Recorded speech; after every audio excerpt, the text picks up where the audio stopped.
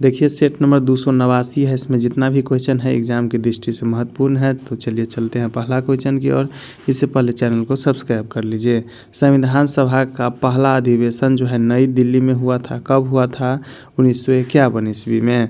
इसके बाद है स्वराज दल के जन्मदाता जो है देश बंधु चित्तरंजन दास की मृत्यु सन 1995 ईस्वी में हुई थी।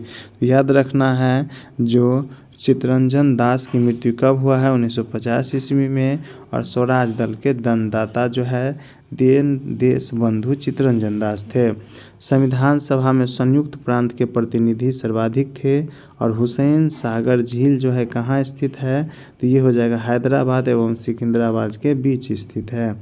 इसके बाद है जल के प्रवाह में बर्नौली का नियम लागू होगा। इसके बाद पोप से डरो पापी से नहीं, यह युक्ति किसका है? तो महात्मा गांधी का है। और संगम युग में प्रसिद्ध युद्ध का प्रमुख कारण क्या था? तो पशुओं का चोरी था। तो याद रखना है संगम युग में जो है प्रमुख जो है संगम युग में युद्ध का प्रमुख कारण क्या है? तो ये हो जाएगा पशुओं का चोरी या चराई हो जाएगा। कोचिन की जुड़वा नगर किसे कहा जाता है? तो एर्नाकुलम को। और मानव शरीर की सबसे छोटी मांसपेशी कौन सा है? तो ये हो जाएगा एस्टेपिडियम हो जाएगा। याद रखना है कहाँ पाया जाता है? तो कान में। और अगला देखेंगे बाइबिल का सर्वाधिक लोकप्रिय चरित्र जो है सैमसन है। याद रखना है बाइबिल का सर्वाधिक लोकप्रिय चरित्र जो है सैमसन है।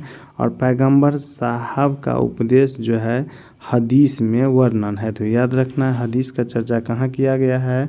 तो पैगंबर साहब का उपदेश में। इसके बाद है पवित्र पुस्तक हदीस अरबी भाषा में लिखी हुई थी। और जैन धर्म के प्रभाव को अंतिम लक्ष्य निर्माण है। याद रखना है जैन धर्म में जो है मानव का अंतिम लक्ष्य क्या है? तो याद रखना है अंतिम लक्ष्य निर्वाण प्राप्त करना है।